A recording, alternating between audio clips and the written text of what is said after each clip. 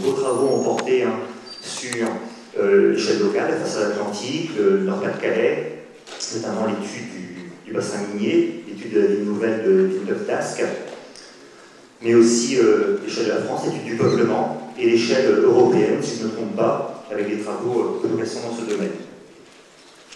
Alors, je vais vous laisser la parole, juste pour préciser à mes collègues qu'il y aura en fait 2 interventions, dont chaque intervention va durer à peu près 40 minutes, et ensuite il y aura une reprise et un échange avec la salle à chaque fois. Voilà. Merci. Merci beaucoup, Christian Laude. Merci de votre invitation. Merci aussi d'être aussi nombreux. Je suis toujours impressionné par la puissance de rassemblement de l'APHG. Donc, je ne m'attendais pas à avoir autant de monde, franchement. Donc, félicitations aux organisateurs pour cette capacité donc, à mobiliser sur une journée donc, de travail. Alors, pour compléter la petite présentation, je peux vous dire aussi que j'ai déjà participé à des manuels de classe, récemment chez Bordas en première STG et en terminale STG aussi. Il y a plus longtemps en collège aussi, en 6e chez Magnard, mais ça c'est vraiment vieux. Et puis avec 2 collègues de Rennes, on vient de faire aussi le cours du CNED sur la première, sur la classe de première. Donc on a dû travailler ce programme de première pour des élèves qui n'ont pas de professeur en phase 2. Et puis sinon, je connais bien la DATAR aussi. Et puis actuellement, je travaille avec la mission prospective du ministère de l'écologie. Donc je terminerai sur ces aspects un peu de prospective et d'enjeux d'aménagement pour le développement durable tout à l'heure. Alors donc en 2 temps, 40 minutes, je vais essayer de m'y tenir. Pour le premier thème, donc comme vous l'aurez en ligne, vous ne paniquez pas si vous n'arrivez pas à prendre beaucoup de notes, parce que de toute façon vous aurez le PowerPoint sur le site de la PHG. Et j'ai prévu donc de vous donner pas mal de documents. Je pense que vous êtes en attente de documents, d'exemples précis.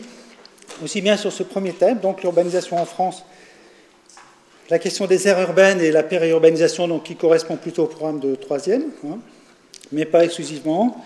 Et donc après, on verra donc, la répartition de la population française et surtout les dynamiques de cette répartition, qui correspond là vraiment aux deux programmes que vous connaissez. Donc premier thème, qui est celui de l'urbanisation en France, avec 4 points que je voudrais exposer ici. D'abord, revenir sur les programmes, avec des définitions et puis quelques précisions préliminaires. Puis je vous présenterai la nouvelle cartographie des aires urbaines, puisque l'INSEE vient tout juste de sortir les nouveaux zonages en aires urbaines, vous savez peut-être. Et puis on essaiera d'analyser l'étalement urbain et ses causes, c'est le plus gros du propos. Et puis j'ai prévu de vous indiquer aussi quelles étaient les ressources documentaires dont vous pouviez disposer pour traiter cette question avec vos élèves. Franchement, c'est plus facile que l'ancien programme qui était sur les nouveaux territoires, où c'était une question plus technique, je trouve, que celle-ci pour les élèves. Donc, premier point, les programmes et quelques précisions de départ. Donc j'ai repris là, les programmes aussi bien de 3e que de première, et j'ai souligné donc les termes qui peuvent poser difficulté avec des élèves, donc aire urbaine évidemment, croissance urbaine, étalement, périurbanisation et mobilité pour la 3e. Et puis vous retrouvez pour la France en ville également l'urbanisation et la métropolisation. Alors, j'ai mis quelques définitions, plutôt pour des élèves, alors je ne sais pas si j'ai bien ciblé évidemment, mais donc voilà, croissance urbaine, c'est l'augmentation de la population des villes, me semble-t-il, vu que le programme a une orientation plutôt démographique, aussi bien dans cette partie-là que dans l'autre, sachant que la croissance urbaine peut évidemment faire aussi référence à leur développement économique. Après l'urbanisation, ça me semble un peu plus large, c'est l'expansion du fait urbain ou l'agrandissement des villes, si on essaie d'être encore plus concret, mais pas seulement sur le plan démographique, c'est aussi sur le plan économique, la création d'emplois, et puis sur le plan spatial, avec justement la question de l'étalement. Et il me semble que là, c'est sous-entendu aux dépens de l'espace rural ou de la ruralité. Et dans l'urbanisation, il n'y a pas qu'une dimension physique ou économique, il y a aussi une dimension sociale. Nous sommes de plus en plus des urbains, nous avons un mode de vie urbain, donc une dimension sociale, culturelle, symbolique. Peut-être que le monde urbain domine maintenant totalement le monde rural dans ses références. Après, l'aire urbaine, c'est un terme plus technique, donc c'est une ville et sa zone d'influence, pour expliquer ça clairement aux élèves. Alors si on reprend ensuite les termes de l'INSEE lui-même, donc c'est un pôle urbain, donc le pôle urbain c'est rien d'autre qu'une ville, bien entendu. Ce qu'on appelle aussi une unité urbaine, c'est parfaitement synonyme. Et pour qu'on soit donc un pôle urbain, il faut compter au moins 1500 emplois. Et autour de ce pôle urbain, vous avez donc une couronne, c'est le terme également de l'INSEE, à l'intérieur de laquelle au moins 40% des actifs résidents sur place vont travailler dans le pôle. Donc c'est une définition purement statistique sur la base des migrations alternantes. Et ça, c'est très différent de l'ancien programme, je trouve, qui était beaucoup plus basé sur les services, les SCOT, etc., l'aménagement. Les pôles de service, là, ça disparaît, on est sur les aires urbaines, donc c'est une définition par les migrations de travail. Donc là, c'est un peu technique pour les élèves, donc j'y reviendrai. Après, vous avez une autre notion dans votre programme, donc on l'a vu, l'étalement spatial. Donc là, c'est assez facile à faire comprendre aux élèves, donc c'est l'extension des villes, l'expansion de la ville, au dépend donc d'autres utilisations du sol, donc il y a la notion de consommation foncière, un sol, un mètre carré, un terrain qui change donc d'utilisation. Alors j'ai précisé que l'expansion urbaine, l'étalement urbain ne se faisait pas seulement par l'habitat, mais aussi, il y a des travaux là-dessus, par les zones d'activité, les routes aussi, j'aurais pu mettre des infrastructures, voilà, je l'ai mis, les réseaux. Alors, l'une des difficultés de votre programme ensuite, c'est de faire comprendre aux élèves et de distinguer, dans la mesure où c'est possible, périurbanisation et étalement. C'est ce que je vais essayer de faire. La périurbanisation, je suis également vice-président du jury de l'agrégation d'histoire, donc on fait passer les épreuves de géographie à l'oral aux candidats. On a été surpris avant de bien mettre ça dans le rapport, qu'il fallait qu'ils sachent ça, ils ont la France urbaine au programme, qu'ils distinguent bien quand même périurbanisation, périurbain, banlieue, étalement. Beaucoup de candidats, pourtant admissibles, et Dieu sait si c'est un concours très difficile, l'agrégation d'histoire, mais ne savaient pas encore bien. Donc cette année, ça allait mieux, on avait bien dit qu'il fallait bien savoir ce que c'était que le périurbain. Donc, la périurbanisation, ça n'est qu'une des formes de l'étalement urbain. C'est, pour qu'on ait du périurbain, il faut qu'il y ait une séparation physique entre la ville, le pôle urbain, et les communes périurbaines. C'est bien pour ça qu'on dit périurbain, autour de la ville. Donc la différence entre la banlieue et le périurbain, une banlieue, elle est en continuité physique. Le tissu urbain, je vais vous montrer des images, est en continuité avec la ville. Centre. Alors qu'une commune périurbaine, eh bien, en termes de morphologie, elle est séparée par un bout de campagne, par une portion d'espace rural de la ville-centre.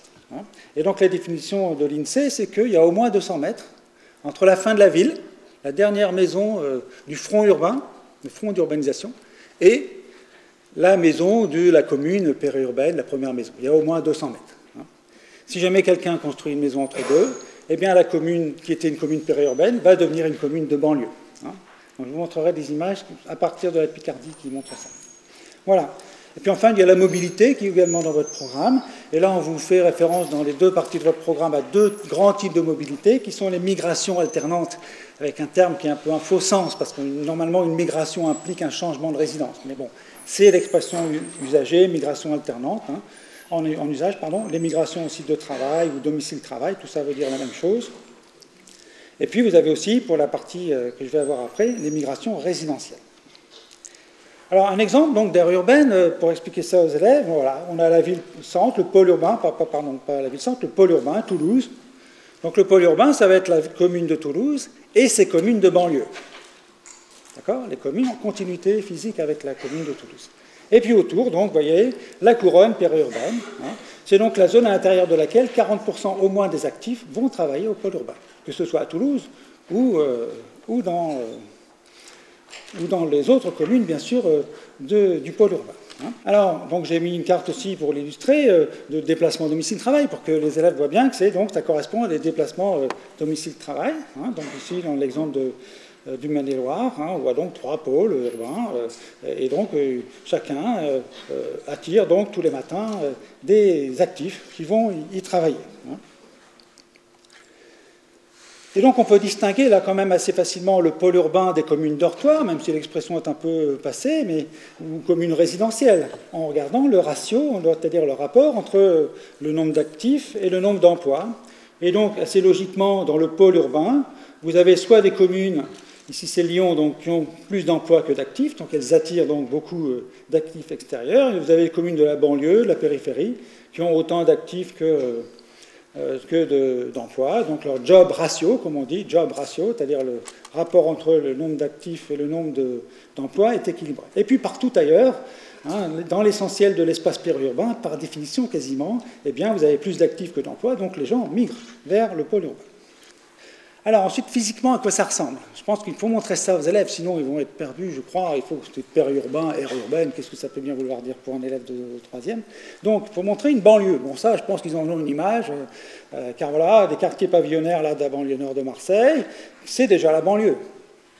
Sauf, je ne vais pas vérifier, remarquer, mais il faut, pour qu'on soit en banlieue, qu'on soit dans une autre commune que Marseille. Hein, sinon, on est dans la ville-centre, hein, bien sûr.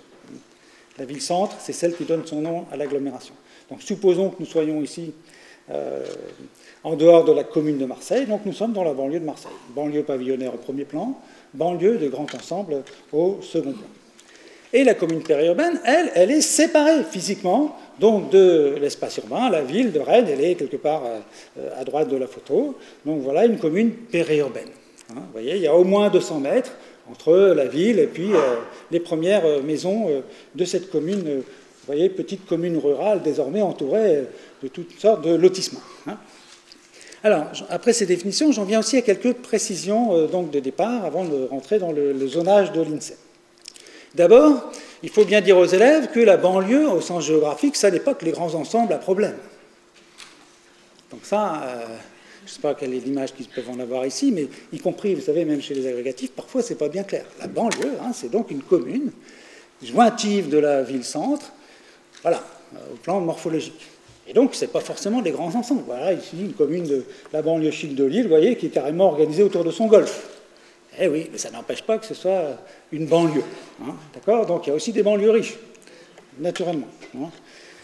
Voici donc deuxième élément, c'est que l'étalement urbain n'est pas synonyme de périurbanisation.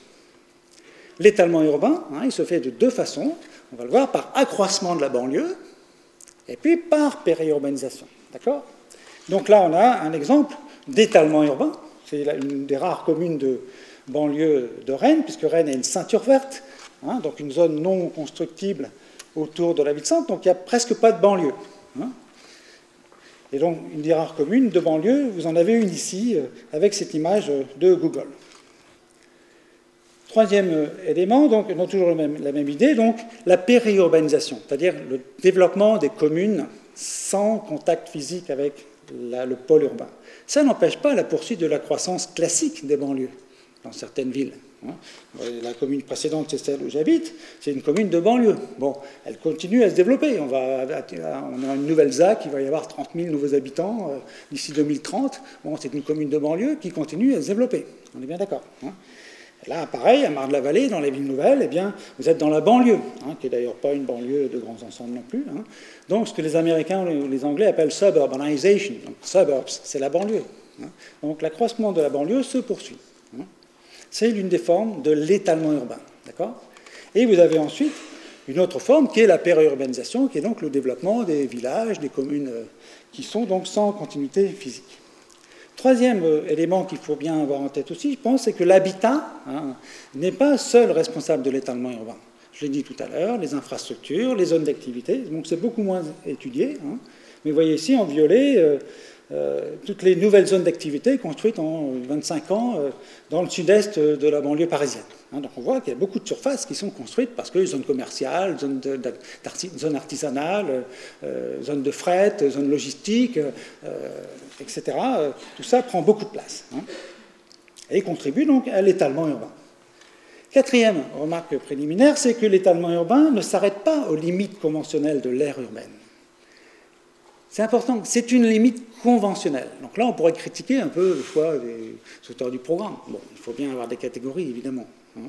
Mais l'étalement urbain ne se réduit pas à l'espace de l'aire urbaine, puisque c'est l'espace à l'intérieur duquel au moins 40% des actifs vont travailler à la ville. Mais si moi, je vais habiter à 30 km de Rennes, je ne suis plus dans l'aire urbaine, mais je continue à venir travailler à Rennes. Donc je suis quand même un périurbain. On est bien d'accord. Hein, mais je ne vais plus travailler dans un périurbain, on peut en discuter, mais en tout cas, je contribue à l'étalement urbain. Donc ici, c'est une carte du Massif central. Hein, donc vous avez le seuil de 40% d'actifs allant travailler dans le pôle urbain. Donc la délimitation, c'est l'orange clair. Hein. Donc voici par exemple ici l'aire urbaine de Limoges. Ça n'empêche pas qu'ici, vous avez des gens qui vont travailler à Limoges. Hein. Donc l'étalement urbain, c'est plus large, va au-delà des limites de l'aire urbaine. Hein, parce que même si vous n'avez que 20 ou 30% des actifs qui vont travailler à Limoges, ils contribuent quand même à l'étalement urbain et aux migrations donc, de travail. Hein. Donc, pas de sacralisation de l'aire urbaine, hein, c'est une limite statistique. Dans d'autres pays d'Europe, ils prennent d'autres seuils, 50%, 60%, 30%, ça varie pour délimiter cette zone de migration intense domicile-travail. Et puis, surprise aussi, c'est que l'espace rural, maintenant, il est même plus dynamique que l'urbain. Donc, je vous ai mis les statistiques un peu récentes. On voit que ce sont les communes, vous voyez, de moins de 500 et moins de 2500 habitants. Donc, des communes essentiellement rurales, puisqu'il faut 2000 habitants pour être une commune urbaine. Ce sont ces communes, vous voyez, qui ont connu la plus forte croissance démographique relative, en pourcentage, en solde migratoire, pardon, le plus fort solde migratoire de toutes. Donc, ce sont les communes rurales qui voient arriver le plus de monde en proportion de leur population. Donc, vous voyez, pour la période plus récente, 99-2007, la population urbaine a augmenté de 4,6%, la population rurale a augmenté de 9%. Évidemment, ce n'est pas parce qu'elle est jeune, la population rurale, elle augmente essentiellement parce que vous avez de nouvelles arrivées, hein, parce que vous avez un étalement urbain. Donc, le rural augmente même plus vite que le périurbain. Hein. Et vous voyez, vous pouvez comparer avec la France métropolitaine. Donc c'est bien la preuve que l'étalement urbain ne se limite pas aux communes urbaines, hein, par augmentation des banlieues, ni aux aires urbaines. Hein. Vous avez un déversement qui va même jusque dans le rural profond, on va le voir après. Hein, ce que les Américains appellent urban sprawl, c'est-à-dire la déferlante urbaine, hein, le déferlement. Tellement, évidemment, aux États-Unis, cette onde d'installation résidentielle des citadins se propage loin. Voilà, alors, après ces considérations, voyons maintenant les nouveaux zonages en aire urbaine de l'INSEE. Alors, je vous rassure, il n'y a pas trop de changements. Hein. Alors, j'ai trouvé cette carte sur le site de la DATAR, qui est un peu vieille, 99, mais il me semble qu'elle est bien claire. Hein, plus clair peut-être que certaines autres cartes, pour bien expliquer aux élèves. Voilà, il y a 3 catégories d'espace. Il y a le pôle urbain, c'est la ville. Hein. Il y a le périurbain, donc, qui correspond pour l'INSEE à l'aire urbaine. D'accord ? Là, il y a 40% des gens qui vont travailler dans la zone en marron. Et puis, vous avez le rural. Voilà, ça c'est des catégories simples, au moins pour commencer, pour les élèves, pour expliquer la différence entre les 3. Hein. Alors, ensuite, il y a le nouveau zonage des aires urbaines de l'INSEE. Donc il date de 2010, il est tout récent. Vous voyez l'article d'où j'ai tiré la carte, il date d'octobre 2011. Hein, c'est mon cartographe du labo qui me l'a signalé gentiment. Donc voilà, je n'avais pas suivi. Donc nouveau zonage en aire urbaine, donc le terme reste le même. Hein. Et donc c'est un zonage, hein, dans une délimitation de zones statistiques, hein, par l'INSEE, qui est fondé donc sur les migrations alternantes, hein, c'est-à-dire migration alternante, domicile, travail, matin et soir, à partir des données de 2008. Ce que l'INSEE appelle elle-même, l'expression est tirée de l'article, des zones d'échange intensif entre les lieux de domicile et de travail. Alors tous ces articles dont j'ai tiré des documents sont en ligne, hein, donc vous les trouverez facilement sur l'INSEE. Voilà donc le nouveau zonage. Alors j'ai zoomé sur la Picardie, hein, voilà, les nouvelles aires urbaines picardes. Alors, vous voyez qu'il y a une catégorie, donc, il y a 3 catégories, je vais le dire après, mais surtout, on voit une catégorie qui est des communes multipolarisées. Alors, qu'est-ce que ça veut dire? Donc, par exemple, communes multipolarisées, ben, vous en avez ici, entre Creil et Compiègne, ou autour de Château-Thierry et de Soissons. Ça veut dire que dans ces zones-là, aucun pôle n'attire au moins 40% des actifs. Donc, il y a 40% au moins des gens qui vont travailler ailleurs, mais dans plusieurs pôles. Donc elles sont multipolarisées. Elles sont polarisées, elles sont attirées par plusieurs pôles, au moins 2. Et ici, je pense, hein, alors ici ça peut être entre Creil Compiègne ou Senlis, mais ça peut être aussi Paris. Donc peut-être ici, il y a des communes qui sont multipolarisées par 4 pôles. Les gens vont travailler à Compiègne, certains à Creil, d'autres à Senlis et d'autres à Paris. Voilà, c'est simplement ce que veut dire commune multipolarisée. Je ne suis pas sûr que ce soit indispensable de le voir ça avec les élèves, sauf peut-être pour ceux d'entre vous qui enseignaient justement dans cette frange francilienne, comme on dit. J'ai mis quelques documents complémentaires qui pourraient servir avec les élèves. Vous voyez ce qu'on appelle la dépendance envers l'aire urbaine de Paris. Vous avez donc des communes dont plus la moitié des actifs, 48%, vont travailler à Paris. Vous voyez, évidemment, ce n'est pas spécifique à la Picardie, mais c'est ici que c'est le plus intense. Sur les limites nord, on a tous en tête le projet d'extension de la région Île-de-France aux dépens de la Picardie, qui était sur cet argumentaire, en partie. Et Christian Laude m'a gentiment passé ce document, vous voyez, qui a été fait donc par l'agence d'urbanisme de Oise-la-Vallée sur les migrations alternantes des actifs résidant dans l'Oise. Et on voit clairement, donc, non seulement le pôle parisien, proprement dit, donc tous les jours, des dizaines de milliers de personnes quittent, au moins des milliers de personnes quittent Creil, Chantilly, etc., Senlis pour aller travailler à Paris, mais vous voyez que Roissy, qui est un énorme pôle d'emploi, vous le savez sans doute, attire également beaucoup de monde, mais donc on peut considérer que c'est un pôle aussi d'emploi, même si ce n'est pas une unité urbaine. Encore que, Roissy est sans doute une ville, donc en tant que telle, c'est un pôle urbain. Voilà, donc on voit bien, et puis on voit bien avec ces flèches où sont les multipolarisations. Il y a des flèches qui vont dans plusieurs sens. Et donc j'ai mis l'autre carte aussi, vous voyez ici sur la part des salariés travaillant à Paris, donc on voit bien que le sud de l'Oise est comme le reste de l'Île-de-France, et ses marges orientales, donc une zone où au moins, donc, si je lis bien, 10% des actifs vont travailler tous les jours en région parisienne. Alors, si je compare ensuite la carte que vous connaissez sans doute, de 99, et la nouvelle carte. Bon, d'abord, il n'y a pas de changement de définition.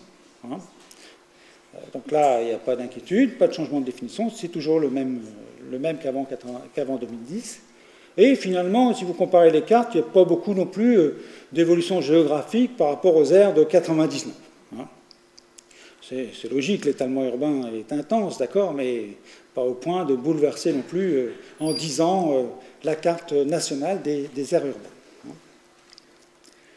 Alors ensuite, si je reprends l'intitulé de votre programme, on vous dit que la très grande majorité des habitants de la France vit... Non, ce n'est pas l'intitulé du programme, ça, pardon, c'est un article de l'INSEE. La très grande majorité des habitants de la France vit dans une aire urbaine.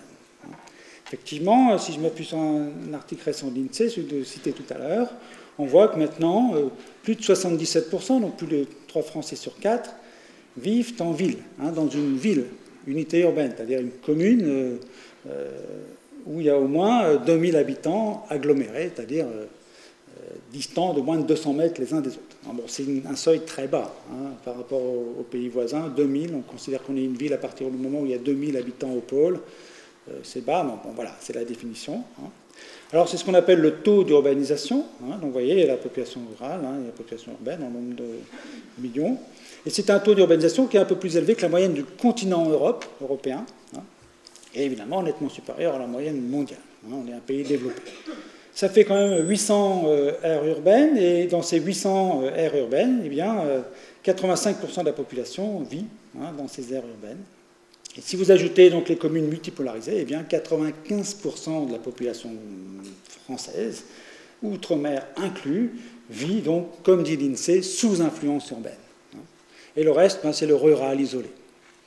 Rural isolé. Vous habitez une commune rurale qui n'est pas donc sous l'influence d'une ville en termes de migration de travail. Alors, là, il faut préciser peut-être que c'est que l'urbain et le rural. Donc, le rural, donc, ça va être une commune, donc j'ai dit, de moins de 2000 habitants agglomérés. Alors, ça peut être un peu compliqué pour les élèves, c'est qu'il y a du rural dans le périurbain. En fait, il y a du rural, plus exactement, dans l'aire urbaine. C'est-à-dire que les 3/4 des communes rurales aujourd'hui sont dans les aires urbaines, sont dans une aire urbaine. Donc si les 3/4 des communes rurales sont dans une aire urbaine, ça veut dire que l'étalement urbain va quand même loin. D'accord ? Donc c'est des communes de moins de 2000 habitants, mais dont au moins 40% de la population active va travailler dans la ville. Donc en termes de population, une commune rurale, mais en termes d'activité, c'est des gens qui sont des citadins, en somme, puisqu'ils vont travailler en ville, de ce point de vue-là. Et puis, donc, dans les couronnes des pôles, donc dans l'aire urbaine, plus de la moitié des communes sont rurales. D'accord ? Une commune sur deux dans l'aire urbaine est une commune rurale, et une commune sur deux a plus de 2000 habitants, donc c'est une commune urbaine. Voilà, donc j'ai mis les chiffres, donc je ne vais pas commenter trop longtemps. Total, espace à dominante urbaine, espace à dominante rurale, bon, vous les aurez comme ça. Pour 2006, on a les chiffres pour 2006 et 2007. Alors, ensuite, ce qu'on voit, c'est l'importance des grandes villes. Puisque près de la moitié de la population française, vous voyez, vit dans 30 aires urbaines, dans les 30 plus grandes aires urbaines. Donc ça fait quand même beaucoup, dont beaucoup évidemment en Île-de-France. Et c'est le thème que je voudrais voir. Donc je vous ai mis les populations et l'évolution annuelle sur la période 99-2007, pour que vous ayez les chiffres. Voici les 20 premières aires urbaines de France par ordre de population. Alors, une des spécificités, évidemment, il ne faut pas passer à côté de la France, c'est d'avoir l'énormité de cette aire urbaine francilienne, ce qui explique largement pourquoi près d'un Français sur deux habite dans une grande aire urbaine. Donc c'est une carte qu'on appelle un cartogramme, puisque les superficies, c'est une carte par anamorphose, les superficies ne sont pas proportionnelles à la surface, mais à une autre valeur, en l'occurrence ici la population. Donc on voit le poids énorme du pôle urbain francilien et de son aire urbaine.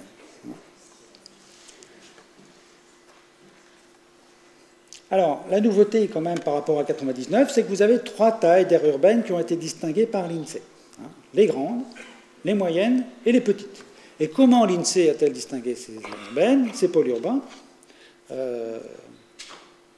Ces aires urbaines, je me suis trompé, j'ai mis pôle urbain. Donc, eh bien, c'est en fonction du nombre... Non, c'est quand même en fonction du nombre d'emplois, c'est bien ça, du nombre d'emplois dans le pôle. Donc on dit qu'on est une grande aire urbaine quand on a beaucoup d'emplois dans le pôle. Donc c'est le nombre d'emplois offerts par le pôle, dans la ville en fait, au moins 10 000, qui va permettre de dire qu'on a une grande aire urbaine. Donc la catégorisation, vous voyez, elle est faite en fonction du nombre d'emplois offerts dans la ville, et non pas en fonction de l'étendue de l'aire urbaine ou de la population de la ville. C'est donc bien une définition, comme je l'ai dit tout à l'heure, qui est fondée sur les migrations de travail et l'offre d'emploi. Alors bon, je ne vais pas détailler, j'ai repris ça d'un article, mais comme ça vous aurez les chiffres. On voit quand même donc que les 241 plus grands pôles urbains, c'est-à-dire tous les pôles qui offrent au moins 10 000 emplois, ils concentrent maintenant près de 60% de la population et 71% des emplois. Et donc on peut parler d'une certaine métropolisation, j'y reviendrai tout à l'heure dans le deuxième exposé. Le poids même de ces grands pôles exprime donc l'importance prise par les grandes villes et les métropoles. Donc je vous ai mis ensuite les statistiques les plus récentes sur chacune de ces catégories, les grandes aires urbaines, le nombre de communes, la population, le pourcentage de la population française qui vit donc dans chacune de ces catégories. Donc vous voyez près de 83%. De la population vit donc française, de la population urbaine, vit donc dans les grandes aires urbaines. Alors, voyons maintenant donc la dynamique, l'étalement urbain et ses causes. Alors, l'étalement urbain, c'est d'abord le résultat d'un phénomène historiquement qui a été l'exode rural.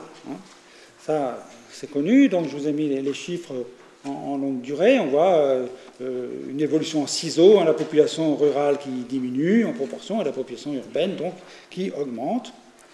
Et c'est aussi dû, si la population urbaine augmente, c'est aussi parce que la population française augmente. Donc je pense que c'est important de mettre aussi en perspective le fait que nous avons une croissance démographique relativement vigoureuse pour un pays développé, depuis essentiellement l'après-guerre. Alors, ensuite, on voit en termes spatial l'extension de ces aires urbaines qui a déjà commencé entre 90 et 99.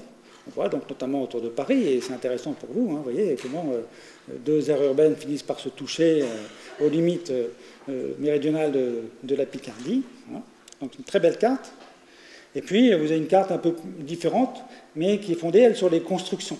Donc on a regardé combien de mètres carrés et combien d'hectares avaient été ce qu'on appelle artificialisés, c'est-à-dire passés d'un terrain agricole, d'un terrain nu, d'un terrain boisé ou autre, à un terrain donc bâti. On parle d'une imperméabilisation ou d'une artificialisation. Alors, vous voyez qu'elle est particulièrement intense dans l'Ouest sur la période 90-2006. Alors, je vous ai mis quelques documents. On voit ici donc l'étalement et la périurbanisation autour de la région lyonnaise. On voit bien que c'est la couronne qui croît plus vite que la deuxième couronne, même qui croît plus vite que l'agglomération lyonnaise. Je vais faire cette carte par notre cartographe aussi pour 90-99, et vous voyez qu'on peut parler d'un exode urbain. En noir, ce sont les cantons qui ont un sol migratoire positif, qui, entre 90 et 99, ont accueilli plus d'habitants qu'ils en ont perdu.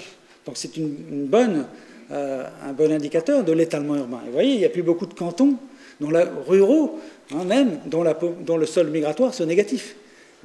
C'est pratiquement la règle quasi générale, sauf dans la France du Nord-Est, et éventuellement dans la diagonale du vide. Le fait le plus général, c'est que les maires des communes rurales voient arriver plus d'habitants qu'ils n'en perdent. Donc c'est plus l'exode rural, c'est l'exode urbain. On est bien d'accord. Alors, c'est un mouvement qui s'est amorcé dans les années 70, avec l'accession à la propriété. C'est le moment où les grands ensembles commencent à se vider en partie. Donc on voit ici pour le Grand Ouest, alors je vous signale que c'est des données que vous pouvez avoir vous-même sur le site qui est le site de la DATAR, je l'ai mis en référence. Donc on voit, vous voyez, un peu autour de Rennes, autour de Nantes, on a une croissance qui est déjà bien entamée autour. Et puis vous voyez, c'est spectaculaire, on peut faire une sorte d'animation, la généralisation quasiment de l'étalement. Voilà, donc l'étalement urbain, on le voit très bien sur ces documents. C'est l'évolution démographique. Et on peut le faire en périodisation, vous voyez, avec l'exemple de Toulouse, on voit bien l'extension du pôle urbain, d'agglomération, et l'expansion simultanée de l'aire urbaine. On peut montrer ici l'exemple de l'île-et-Vilaine, vous voyez, la variation de la population entre 62 et 99, on voit bien donc cet étalement urbain autour de Rennes, secondairement de Vitré, sur cette période de 40 ans. Je vous ai mis les statistiques les plus récentes, et on voit bien donc que l'espace périurbain a gagné, vous voyez, beaucoup d'emplois, beaucoup de surface, beaucoup de population. Vous voyez, 40% d'habitants en plus, alors que la France a connu une hausse démographique de 6%. Donc, où va la croissance démographique française? Dans le périurbain. Vous voyez, 6% d'augmentation de la population sur cette période, et 40% d'augmentation dans l'espace périurbain. Alors, on le voit par exemple ici pour la Bretagne, on voit bien que la Bretagne et puis le département du Finistère et puis la métropole de Brest, je crois, on voit bien que c'est le périurbain qui a connu l'expansion la plus forte. Voilà, alors on peut illustrer ça avec la périphérie toulousaine, qui est une agglomération qui approche le million d'habitants. Alors l'INSEE explique cette expansion par deux processus, soit un processus d'absorption de communes rurales. Voilà, donc on l'a construit, il explique bien, c'est l'essentiel d'ailleurs. C'est parce qu'on a construit des nouveaux lotissements qu'une commune qui était rurale devient urbaine parce que sa population augmente. Voilà, donc c'est les deux modalités de l'accroissement urbain. L'autre raison, donc, c'est les communes rurales. Donc la première définition, pardon, c'est une définition donc, morphologique. Je vais essayer d'être clair. Donc c'est essentiellement ça. C'est parce que les 200 mètres sont comblés par de nouvelles constructions.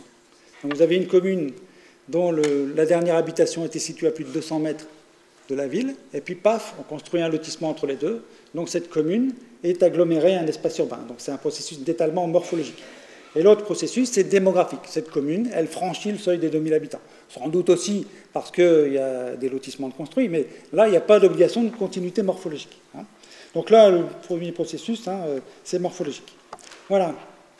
Donc c'est ce que détaille ce document. Bon, vous l'aurez, je pense que pour les élèves, ce n'est pas nécessaire de rentrer dans ce détail, mais ça permet d'éclairer le processus. Mais du coup, c'est important de voir la morphologie spatiale. Et donc ce document, il est très précis, il cartographie ce qu'on appelle donc, pour la Picardie la tâche urbaine, donc c'est l'espace bâti.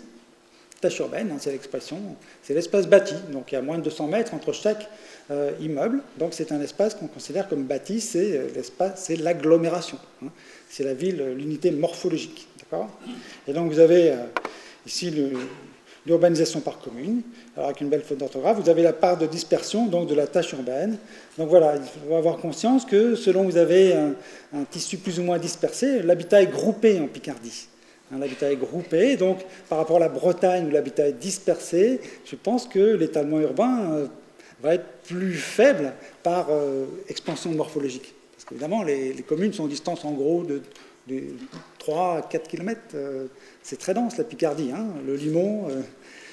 Donc 3 à 4 km, hein, mais de là à boucher par une urbanisation une distance de 3 à 4 km, c'est pas rapide. Alors que quand vous avez l'habitat dispersé, comme en Bretagne, avec des hameaux, on peut avoir très vite un étalement morphologique.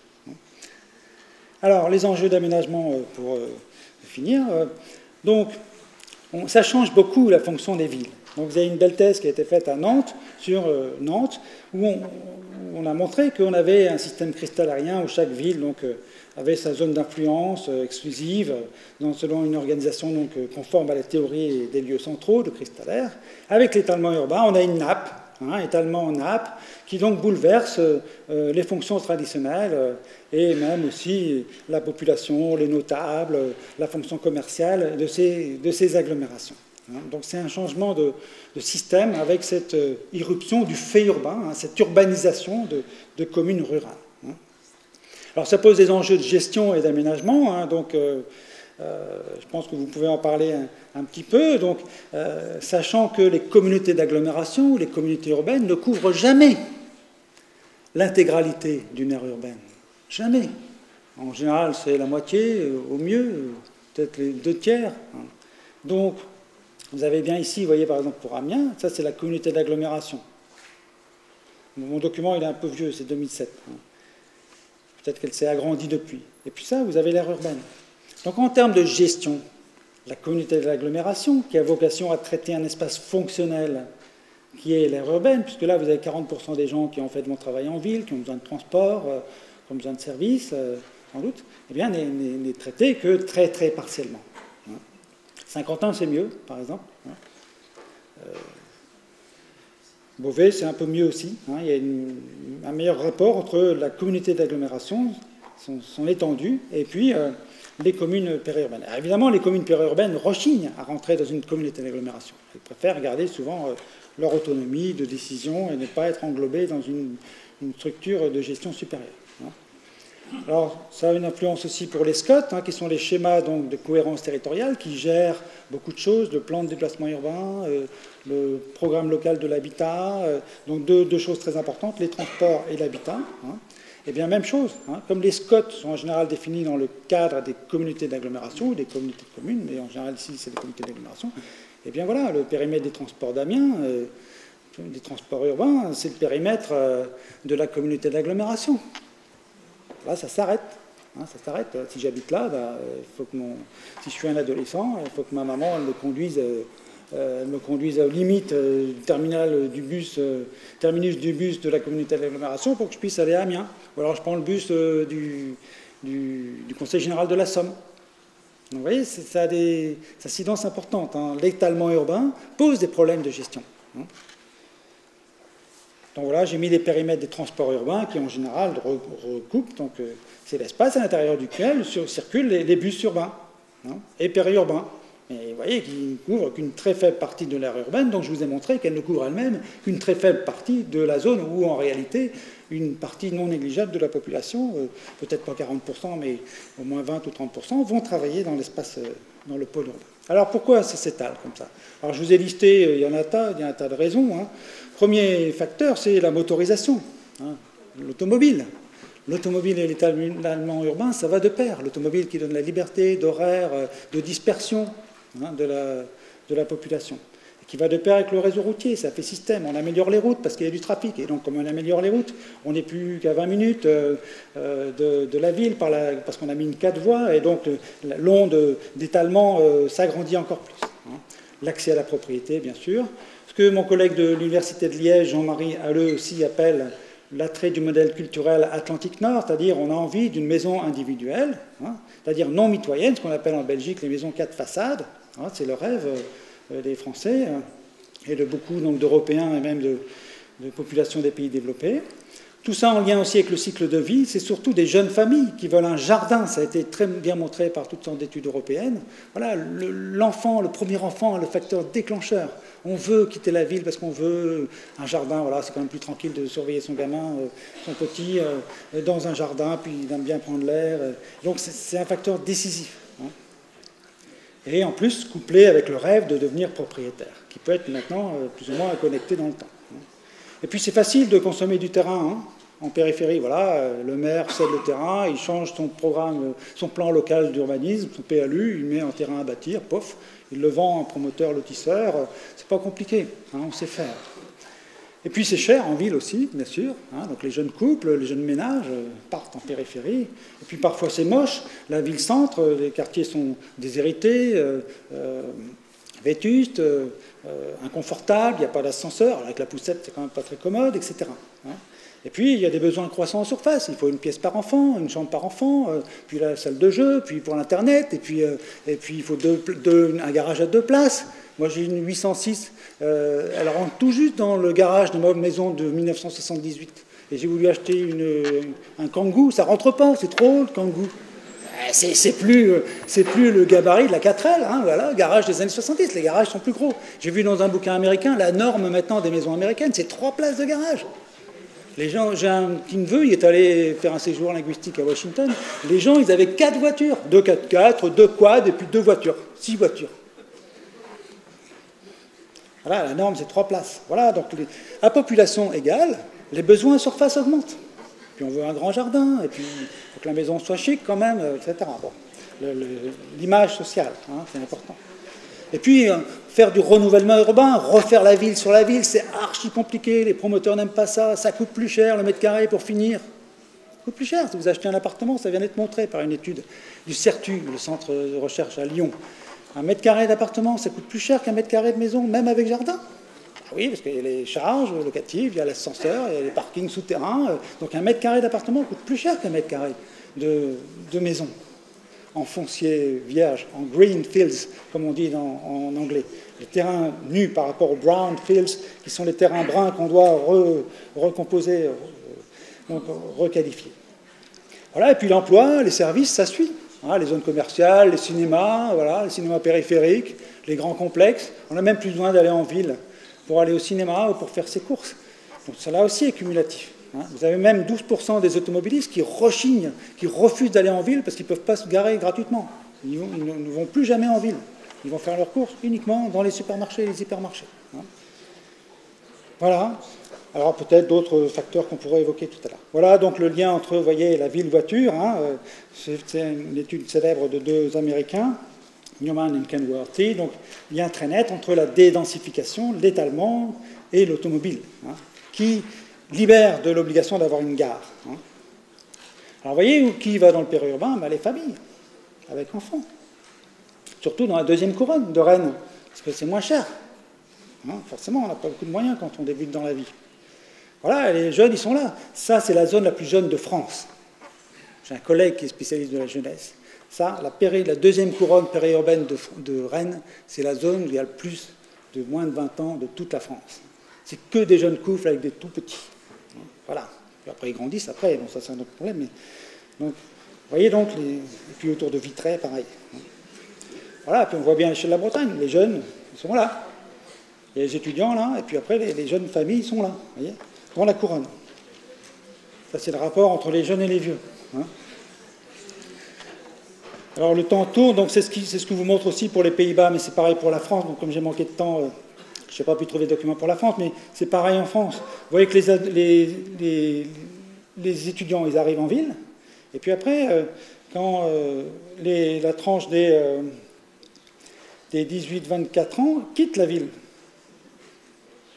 Attendez que je lise bien le graphique. Non, ça c'est effectivement, ça, 18-24 ans, pardon, arrivent en ville.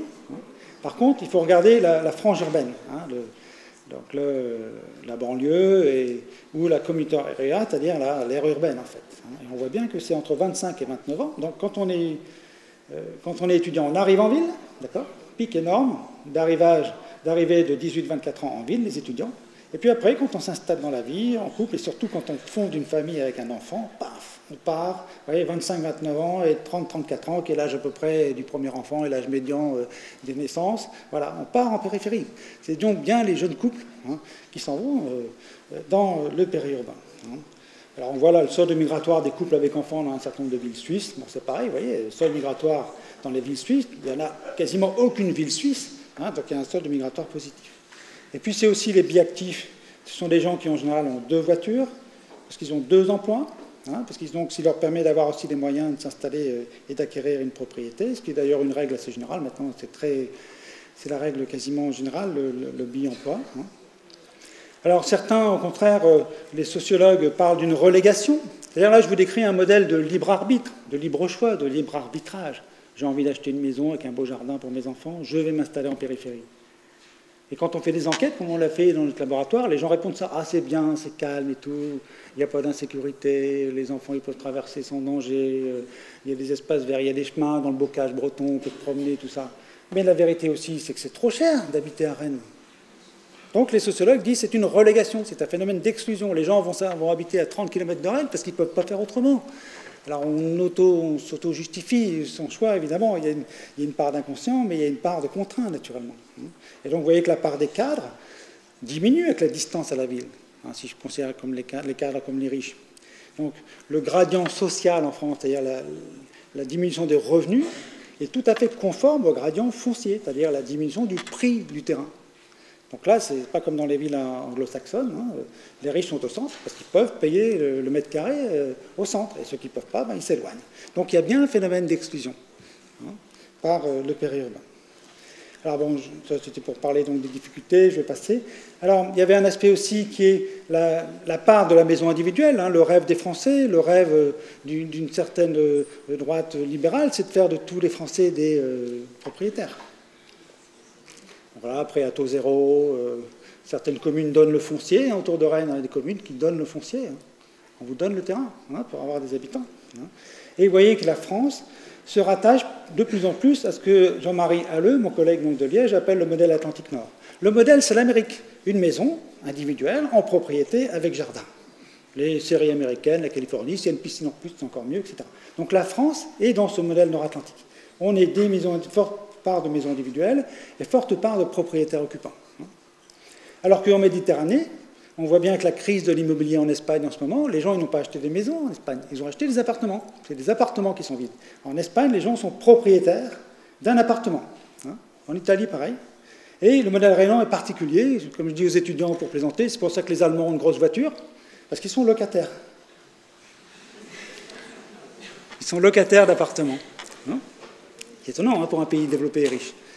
Alors le plus surprenant, c'était montré par Marc Viel, qui est l'ancien adjoint à l'urbanisme de la communauté urbaine de Brest, c'est que la France se partage entre ces 3 aires culturelles. C'est assez fascinant. C'est-à-dire dans la France du Nord-Ouest, on est dans le modèle atlantico-nordique, vous avez une prédominance de propriétaires de maisons individuelles, et dans le modèle rhénan, dans le nord-est de la France, c'est très peu connu, les gens sont locataires de leur appartement. C'est assez impressionnant. L'anthropologie, la France est partagée entre 3 aires culturelles.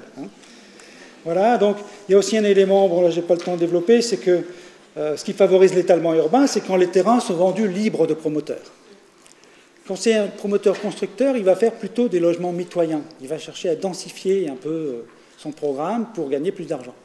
Mais quand vous avez une dissociation entre le lotisseur, c'est-à-dire l'entreprise qui achète le terrain, qui divise en lots, qui revend les lots, et les constructeurs, ça pousse plutôt à l'étalement. C'est ce qui est le cas de la France. Vous voyez, nous avons une forte part donc, de lotisseurs. Bon, je vais peut-être m'arrêter là, c'est des tendances qui montrent éventuellement une gentrification, le retour des petits ménages, des jeunes adultes, en lien avec la monoparentalité, la divorcialité. Donc il y aurait un phénomène sans doute d'amorce, de retour en ville pour les familles, parce que voilà, quand on est divorcé, quand on est une femme seule avec ses enfants, c'est pas facile d'habiter dans le périurbain toute seule. Voilà, donc les ressources documentaires pour finir. Vous connaissez tous évidemment Google Earth, donc c'est assez aisé de faire travailler les élèves là-dessus si vous êtes bien équipés. Géoportail aussi, hein, qui est le site de l'IGN. Hein, donc beaucoup d'images évidemment pour illustrer ça.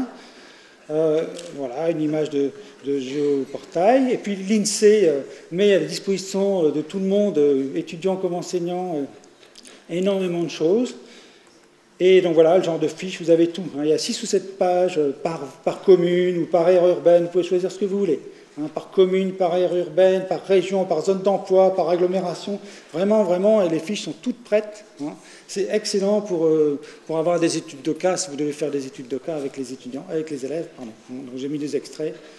Voilà, donc pour finir, simplement, comme transition pour le deuxième exposé, c'est qu'on voit sur ces 3 cartes qu'il y a plusieurs types de croissance, à la fois en rythme.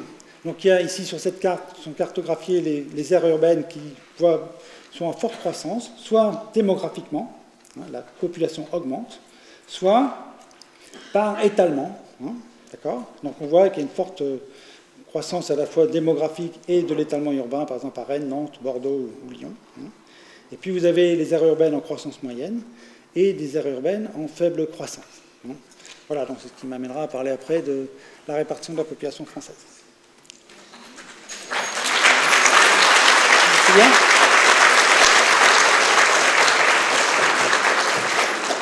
Donc là, je vais présenter 4 choses. D'abord, un travail récent d'Hervé Lebras que j'ai récupéré donc, et qui a été fait par le démographe donc, que vous connaissez pour la data, hein, qui donc présente quand même une étude de haut niveau et très actualisée, qu'il me paraissait intéressant de montrer, avec beaucoup de cartes en fait originales, hein, qui ont été financées par la data. Puis après, je prendrai l'échelle régionale, hein, qui me semble être bien dans l'esprit de votre programme des 2 classes, des 2 niveaux. Et puis, j'essaierai de voir ce dont je n'ai pas encore parlé ensuite, s'il y a une métropolisation, puisque c'est un des termes du programme de première, métropolisation. Est-ce que les grandes villes, les métropoles, croissent effectivement plus vite que les autres, hein ? Et enfin, un peu de prospective si j'ai le temps, mais sinon, vous aurez le document. Alors bon, ne m'attende pas sur la répartition, tout simplement parce qu'elle est globalement stable. J'ai cherché sur Internet, il y a un tas de sites bien faits qui proposent des cartes bien claires de la répartition. Il y en aura de toute façon dans les manuels, c'est évident. Hein. Donc voilà, j'aime bien les cartes un peu fines quand même, hein, plutôt que des cartes purement départementales. Je trouve que c'est aussi expressif. Bon, évidemment, c'est difficile à représenter par les élèves, il n'y en a pas question, mais ça me paraît bien clair. Puis c'est bien connecté avec les aires urbaines, finalement. On voit bien quels sont les espaces construits à partir de la densité.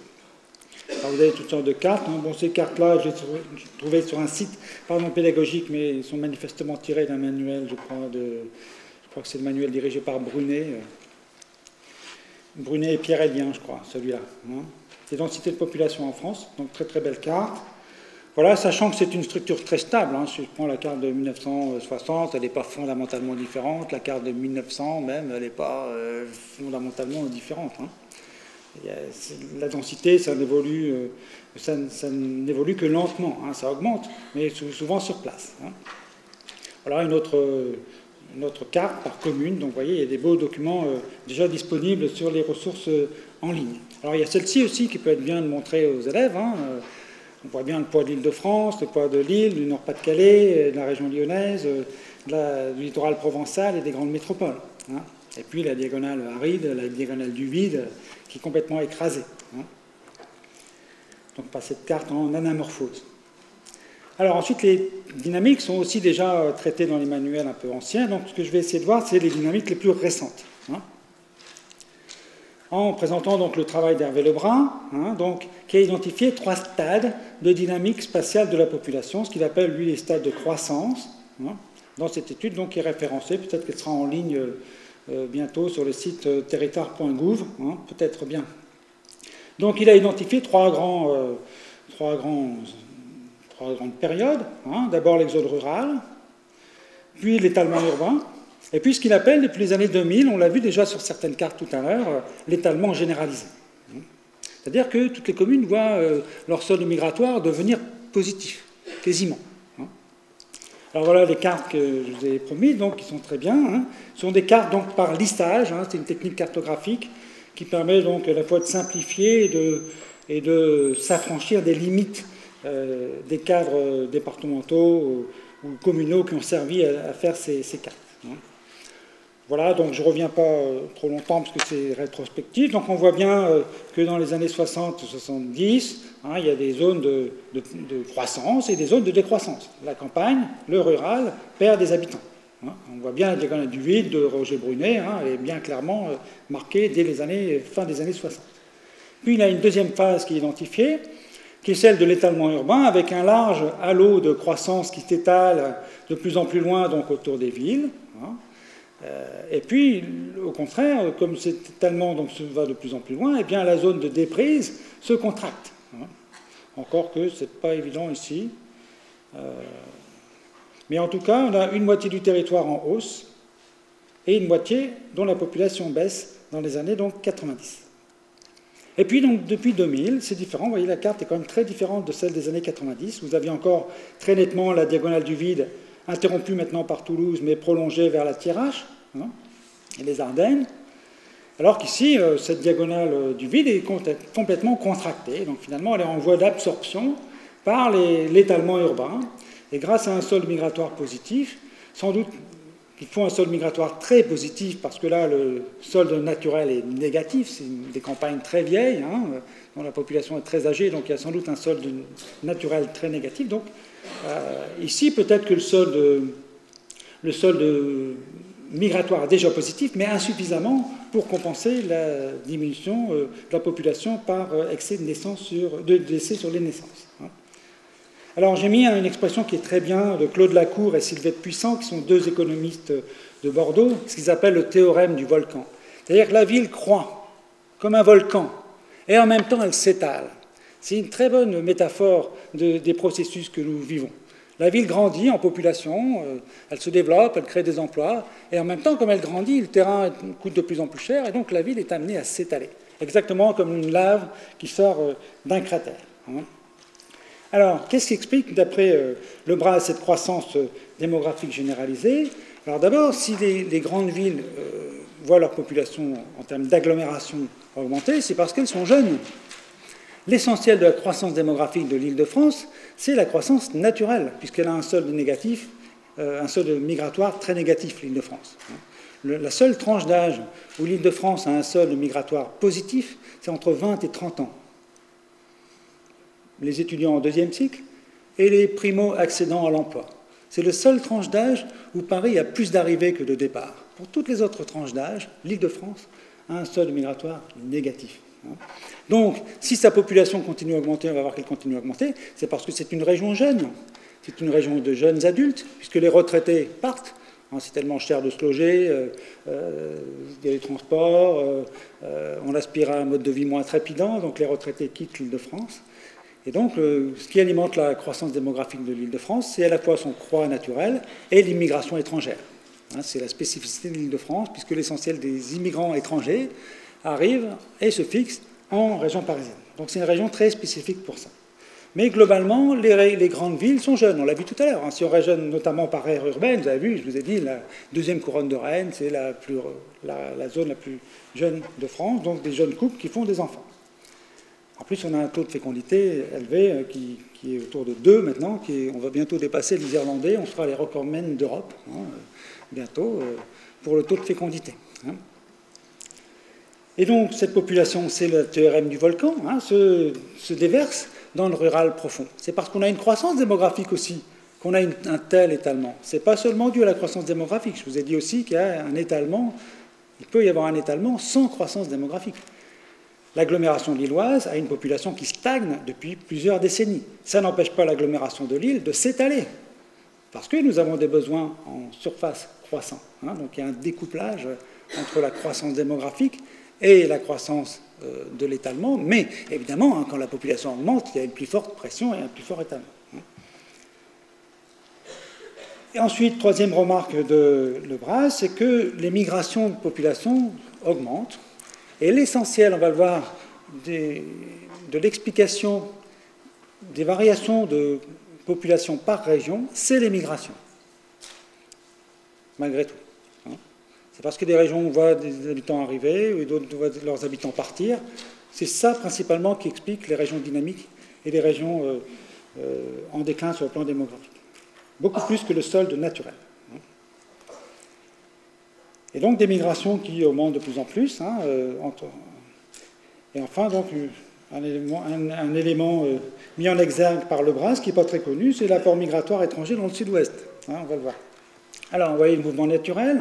Donc, où est-ce qu'il y a beaucoup de naissances, ou en tout cas, où est-ce qu'il y a un gros excédent de naissances sur les décès? Eh bien, dans les régions urbaines, dans les métropoles. D'accord? Et évidemment, dans le Limousin, la Creuse, le solde naturel, là, reste négatif. Alors, on voit les naissances. Si on met les naissances, vous voyez, on voit beaucoup de naissances dans la maternité,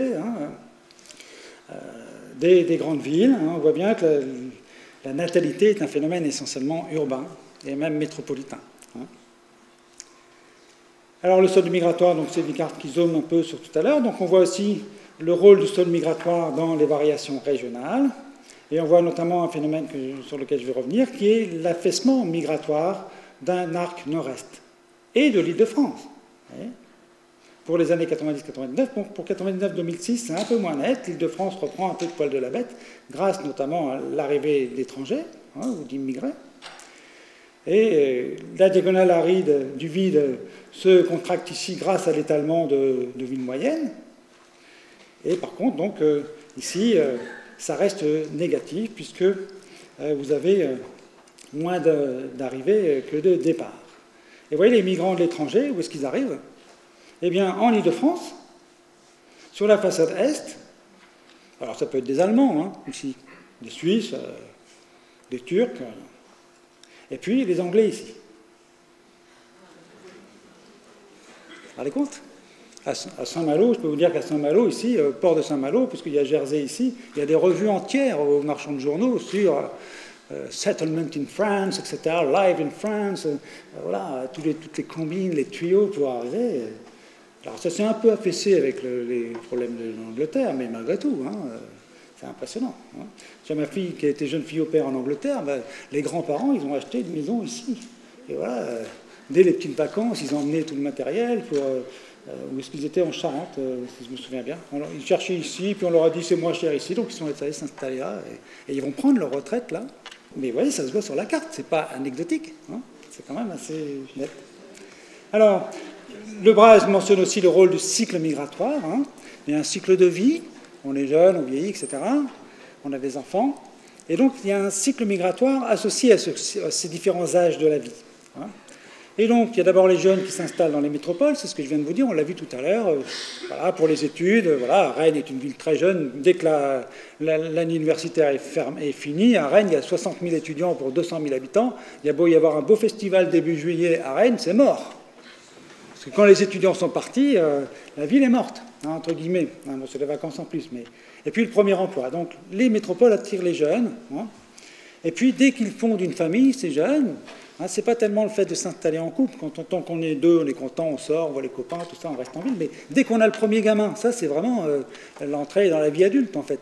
Eh bien, on cherche à quitter, en tout cas, à la mesure de ses moyens, et on va donc s'installer à proximité, dans cette aire périurbaine qu'on a vue tout à l'heure. Aussi bien autour des métropoles que des villes moyennes. Et puis les personnes âgées, il y a moins de travaux là-dessus. Où vont-elles? Nous sommes dans un pays qui vieillit. Les baby-boomers sont devenus les papy-boomers. Eh bien, ils privilégient donc les villes moyennes et petites. C'est plus tranquille, c'est moins cher, c'est plus agréable, c'est plus vert, etc. Et aussi, bien sûr, les zones de villégiature, comme la côte provençale, les littoraux en général, donc, qui offrent donc des aménités résidentielles. D'où tous ces travaux sur l'économie présentielle ou l'économie résidentielle de Laurent Davzy, mais ça avait été montré il y a longtemps déjà par la géographe Françoise Crébier dans les années 60. Alors, ça, c'était donc les travaux de Lebras, simplifiés. Maintenant, j'en viens à quelque chose de plus classique. On va essayer de voir par région ou par département, parfois, comment ça évolue. Alors après, je ne sais pas comment vous ferez dans les classes, on peut en parler, si vous voulez, ensuite, mais il me semble que ça, c'est peut-être plus facile pour les élèves, mais je ne suis pas trop sûr de moi. Alors, si on essaie de résumer les grandes tendances depuis les années 90, et on a d'abord une forte croissance naturelle des aires métropolitaines, c'est ce que je viens de dire, notamment l'Île-de-France. Ensuite, La croissance donc, des différentes régions, comme je vous l'ai indiqué à l'instant, elle dépend surtout de leur solde migratoire. Ça n'est pas contradictoire. Donc, selon que vous allez attirer ou voir perdre, voir partir plus ou moins d'habitants, c'est ça qui va être le premier facteur explicatif de la variation de la population de votre région. Donc en Picardie, c'est intéressant, cette remarque. Et puis, donc, du coup, on voit que vous avez un gradient très constant depuis les années 70. Les régions du nord-est ne sont pas attractives et les régions du sud-ouest sont attractives. Donc depuis, vous voyez, maintenant 40 ans, c'est les mêmes régions qui gagnent et les mêmes régions qui perdent. Donc si on prend les années 90, ben, on voit donc là vraiment l'évolution brute par département. Les départements les plus dynamiques sont donc les départements de la grande frange francilienne qui s'étale, donc en dehors même des couronnes classiques, et puis le sud-ouest, et puis le sud-est. Et puis au contraire, le nord-est et la diagonale aride ont des taux de croissance négatifs dans les années 90. Alors si on montre les masses, ben voilà ce que ça donne, les gains de population sur la période suivante, là c'est les années 90, là c'est le début des années 2000. On voit qu'il y a quasiment plus de départements dont la population baisse, très peu, mais il y en a quand même. Notamment, vous voyez, la Haute-Marne, la population baisse, la Creuse. Et puis, on voit bien où sont les croissances. Donc, ici, par immigration internationale et surtout par croissance naturelle. Et puis, voilà, le sud-ouest et le sud-est. Donc, quand je dis nord-est-sud-ouest, évidemment, c'est juste en divisant la France en deux. Alors, par une carte, par lissage, c'est assez joli aussi. Vous voyez, 99-2005, ça a été fait par l'agence d'urbanisme de Rennes, évidemment, qui était toute fière de montrer que Rennes était dans la zone de croissance de la population sur les années 99-2005. Et puis là, on est au contraire dans une zone en décroissance. Et la Picardie est d'ailleurs en limite entre décroissance et croissance. Non, faible croissance, je dis une bêtise. Faible croissance, c'est quand même croissance, 0,25, c'est que le bleu, donc c'est bien conforme à la carte de tout à l'heure. Donc faible croissance, par contre. Donc on voit bien deux France de ce point de vue-là. La France des faibles croissances et la France des fortes croissances. Et c'est une carte qui, de ce point de vue-là, est très, très constante, parce que les migrations sont le premier facteur. Donc vous voyez ici les migrations apparentes dans les années 90.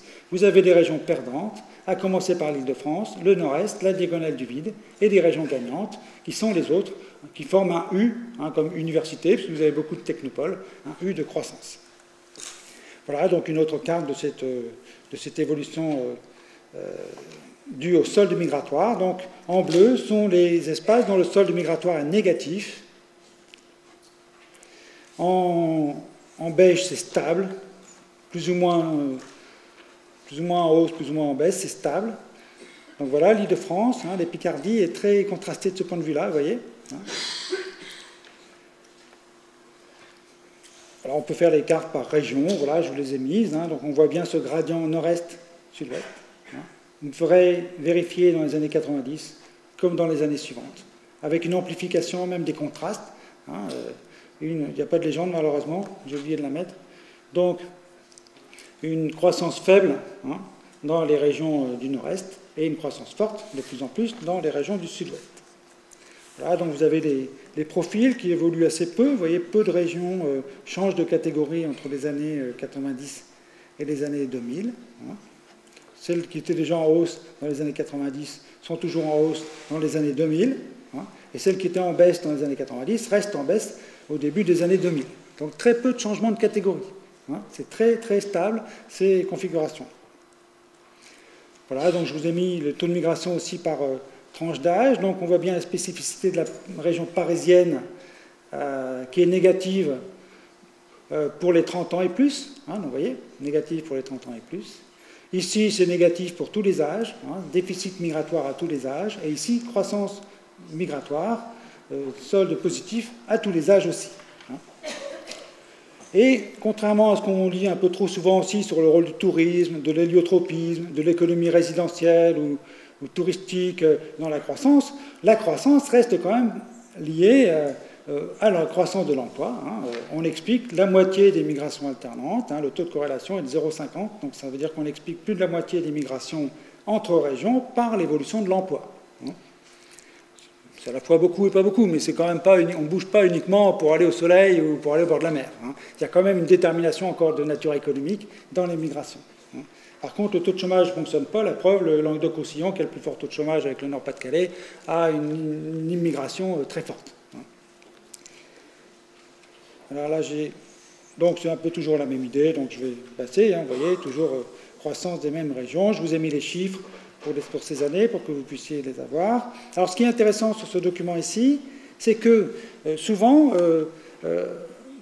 les gens croient que les régions à fort déficit, à faible croissance, c'est parce que tout le monde s'en va. Or, la région Nord-Pas-de-Calais, alors la Picardie, je la cherche aller ici, c'est un autre profil, mais la région Nord-Pas-de-Calais voit sa population stagner depuis plusieurs décennies, non pas parce que tout le monde s'en va, c'est la région qui a le plus faible taux de sortie. Les gens sont fidèles à leur région, ils ne s'en vont pas, mais il n'y a aucune arrivée. Moi qui suis natif de Lille, bon, voilà, il n'y a aucune arrivée. Donc on ne dit pas que tous les enseignants sont envoyés là-bas. Donc, bon, voilà, donc c'est une région à très faible turbulence migratoire, c'est-à-dire qu'il y a très peu d'échanges.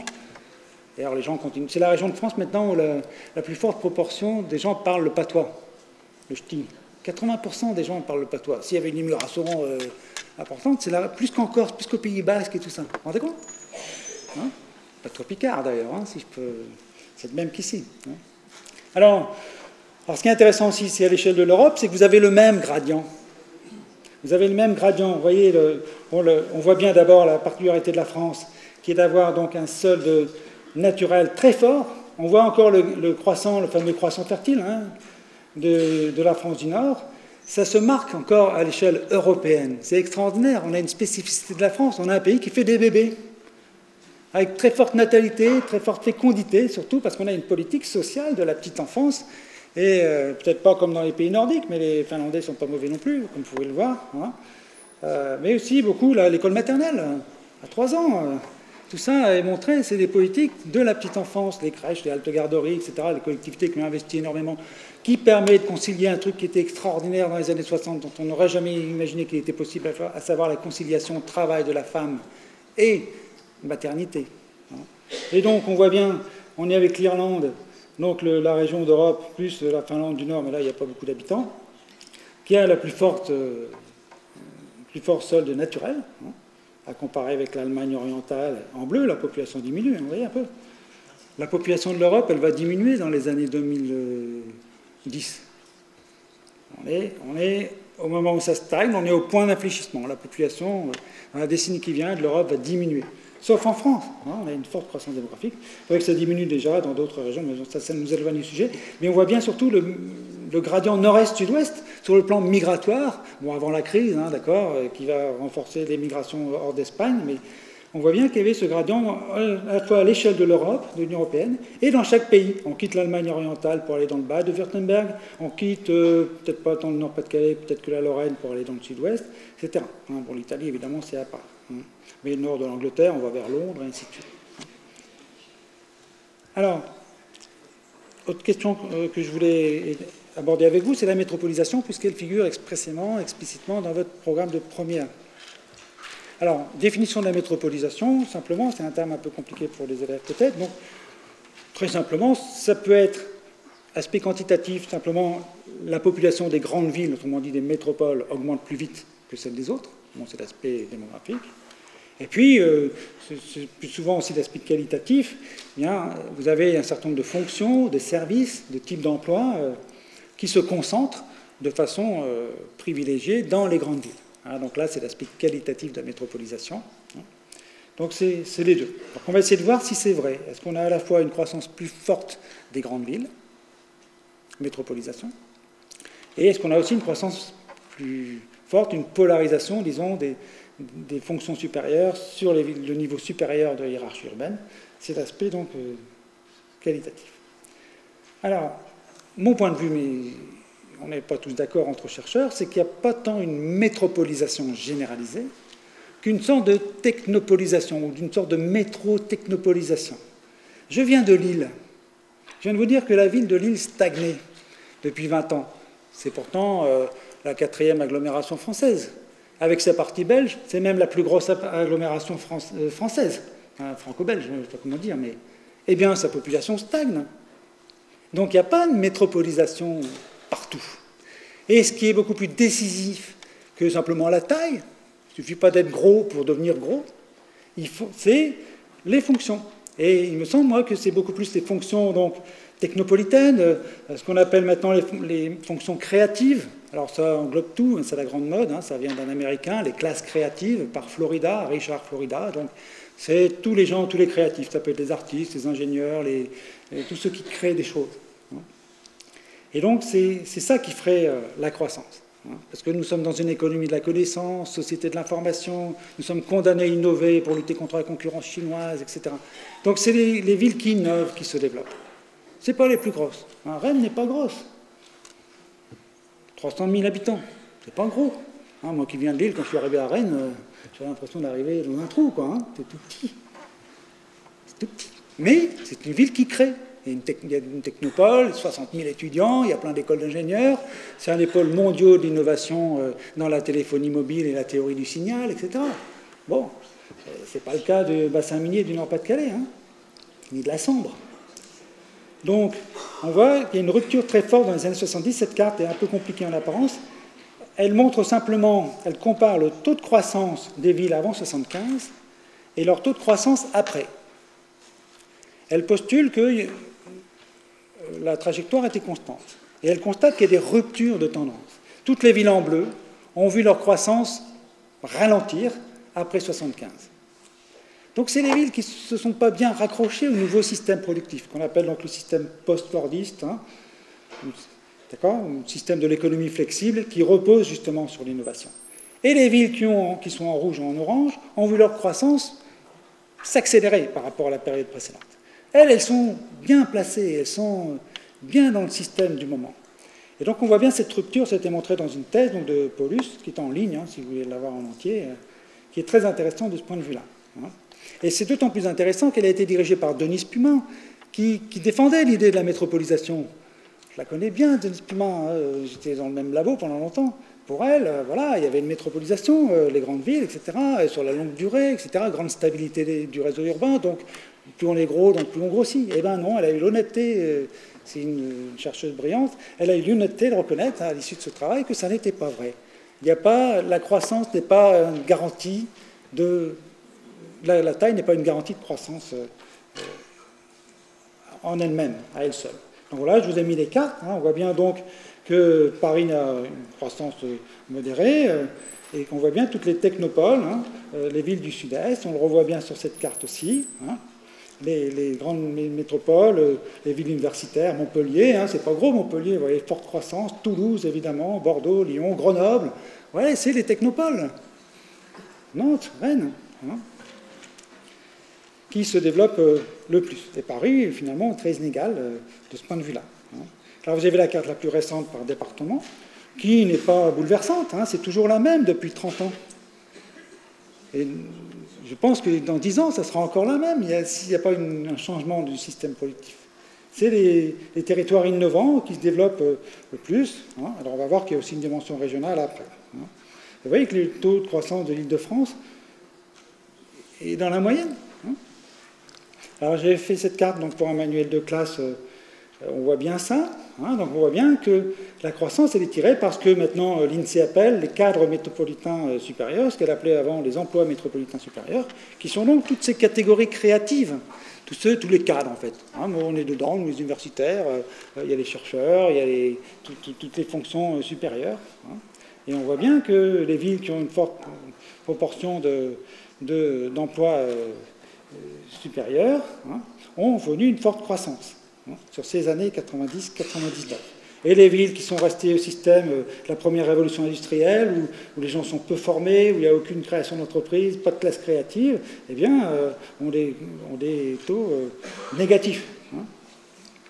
Voilà, donc c'est ce U comme université, ou le grand sourire de la France qui gagne. Hein, Voilà, donc on voit bien cette constante, hein, vous voyez le lien très fort entre les emplois métropolitains supérieurs, c'est pas grand monde, hein, ils ne sont pas nombreux, les classes créatives, c'est une toute petite fraction de la population, mais sa croissance est corrélée à la croissance générale des villes. C'est extraordinaire. Vous avez là l'évolution de l'emploi métropolitain supérieur, et là l'évolution de l'emploi total. Et vous voyez la corrélation très nette, hein, la droite de régression, elle est là, une corrélation totale, et on voit bien les technopoles, là, voilà, le quartet dynamique, hein. Paris est là, dans les années 90, on va voir que ça a changé, mais dans les années 90, Paris, voilà, Paris a un solde migratoire tellement négatif, elle rejette ses actifs, elle n'est pas attractive sur le plan résidentiel, sauf pour les ultra-riches, voilà, et puis vous avez les villes qui souffrent, Douai-Lens, Rouen, hein, et Lille, qui est une grande ville, eh ben, elle n'est pas spécialement bien placée. Hein. Voilà, je vous ai mis les chiffres, comme ça vous les aurez pour comparer dans la durée. Hein. Voilà la carte hein, qu'on a mis dans le livre du CNED, hein, dans les fonctions métropolitaines supérieures. Donc on voit évidemment en masse le poids de Paris, mais ça ne suffit pas, c'est étonnant, hein, dans le cas de Paris, qui est évidemment de très très loin la ville, la principale métropole qui concentre ses activités supérieures. Hein. Alors du coup, l'INSEE parle d'aire métropolitaine, hein. Voilà, à partir de la très forte concentration de fonctions, de cadres de fonctions métropolitaines. Donc, ces villes donc, qui gagnent, normalement Paris devrait être dedans. Et vous voyez donc, vous retrouvez ces mêmes villes. Hein. Et vous voyez, c'est frappant, ce sont les villes, peut-être à part Marseille et Lille, qui ont le plus fort taux de croissance. Hein. Donc on voit bien cette corrélation très nette entre les fonctions supérieures de l'économie de la connaissance et de la croissance urbaine. Qui va jouer. Et on voit que l'effet du profil économique se combine souvent avec la localisation régionale. Il se trouve que nos technopoles, ce n'est pas tout à fait un hasard non plus, sont plutôt dans le sud, hein, parce qu'il fallait attirer les ingénieurs, etc. On a mis à Grenoble, Sophia Antipolis, Toulouse, c'est une autre raison, mais Rennes, hein, Rennes, la Bretagne, il y avait l'Agnon ici, et puis on a mis la technopole aussi à Rennes. Hein. Et donc on voit ici le développement de la part des cadres des fonctions métropolitaines. Hein, vous voyez, c'est impressionnant. Grenoble, Toulouse, Lyon, Montpellier, vous retrouvez toujours ces mêmes villes, hein, alors que Lille est un peu derrière. Hein. Voilà, donc c'est un peu le même genre de graphique pour une période plus récente, mais vous retrouvez toujours les mêmes, hein, les quatre, Toulouse, Grenoble, Nantes, Montpellier. Voilà, donc les cartes après correspondantes montrent aussi cet effet régional. Hein. Donc vous avez ici, on ne voit pas bien, en orange, les villes dont la population a augmenté dans les années 2000, et en bleu, celles dont la population a baissé. Pour les communes. Hein, pour les communes. Donc on retrouve toujours cette même carte, hein, et on retrouve cette fracture nord-est, sud-ouest. Hein.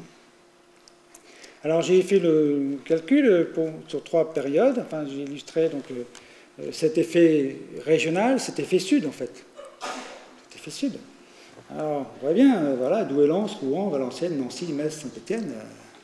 Saint-Étienne c'est une ville du Nord en fait, c'est une ville industrielle, hein, c'est une ville de l'économie classique, hein, entre guillemets, sur le plan économique. Quoi, hein, bon. C'est une ville de briques, moi qui viens du Nord, quand je suis allé à Saint-Étienne, je me sentais chez moi. Hein, c'était pas très différent. Hein. Et donc par contre, Nice, Toulon, Montpellier. Quoi. Donc là, Toulon, c'est pas les technopoles, hein, là c'est bien les lieutropismes, c'est bien l'économie résidentielle, l'économie de villégiature, la retraite, le tourisme, etc. Donc il y a bien un effet sud. Alors la métropolisation, donc, il faut savoir qu'au niveau européen, en longue période, c'est même plutôt les grandes villes qui ont connu la plus faible croissance au niveau européen. Ça, c'est les grandes villes, je crois, de chaque type.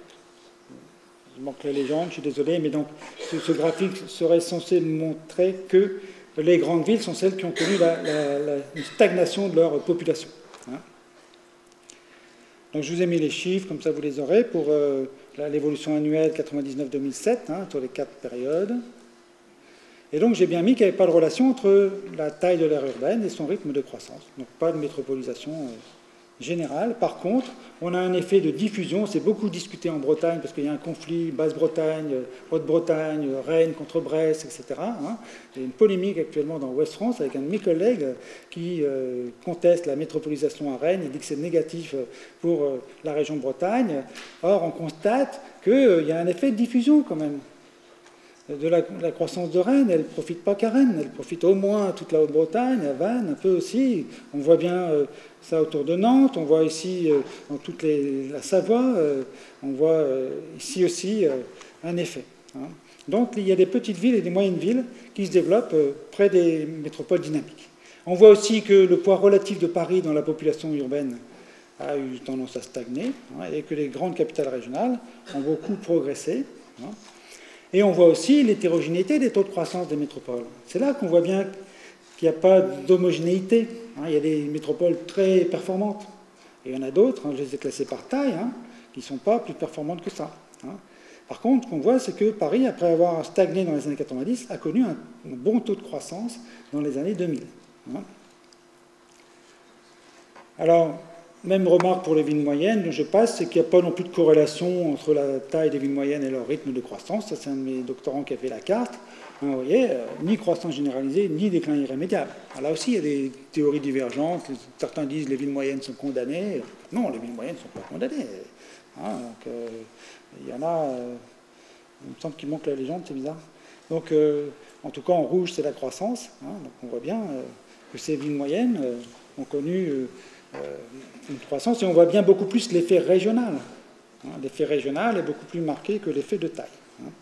Donc, ce document vous montre ensuite la métropolisation des années 2000. À nouveau, l'Île-de-France reprend du poil de la bête, pas l'Île-de-France, l'agglomération parisienne, vous voyez. Ce qui n'était pas le cas, elle progresse plus fortement que les aires urbaines immédiatement situées derrière. Donc vous avez le graphique qui montre ça, à la fois le dynamisme de l'Île-de-France et le dynamisme des petites villes, de moins de 20 000 habitants. Ça, c'est les agglomérations. Donc, vous voyez une bipolarisation, en quelque sorte, de la croissance urbaine dans ce processus. Bon, je n'ai pas le temps de développer ça, tant pis. Donc, je ne vais peut-être pas faire la prospective, on va peut-être laisser du temps pour les questions. De toute façon, vous les aurez, les documents. Voilà, donc comme ça, on peut laisser un peu de temps pour les questions jusqu'à 16h25, 16h30.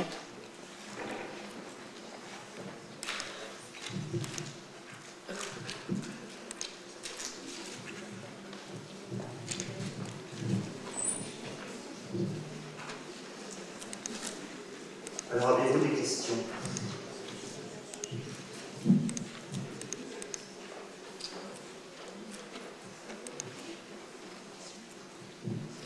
La notion de réseau urbain est-elle obsolète? Puisque vous ne l'avez prononcée à aucun moment. Non, pas du tout, non. C'est parce que le programme porte sur si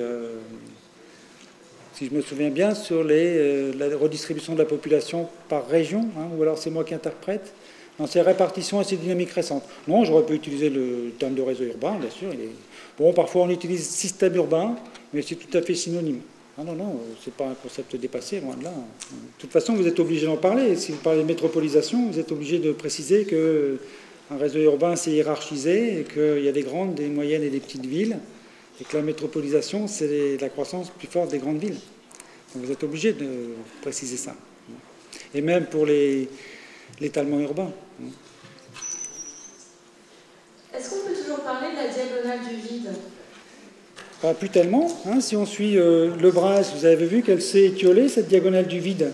Si on regarde les cartes, finalement, elle a quasiment disparu. Alors, ça dépend de ce dont on parle aussi, parce qu'en termes de densité, évidemment, elle existe toujours. La Creuse, c'est moins de 20 habitants km carrés.